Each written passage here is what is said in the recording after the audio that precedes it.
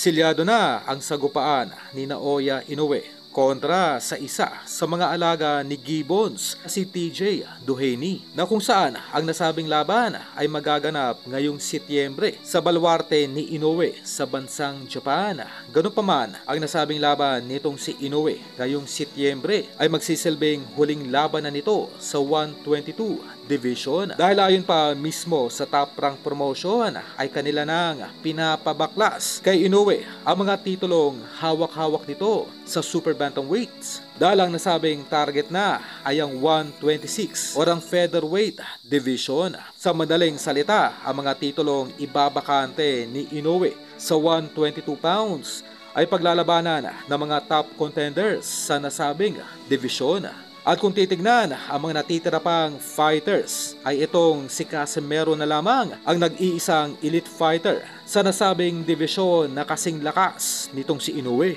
Sa madaling salita ay literal na pupulutin na lamang ni Alas ang mga titulong bibitawan ni Inoue dahil sa mga mahihinang contenders na kayang-kaya nitong talunin kung mabibigyan lamang ito ng sapat na training program.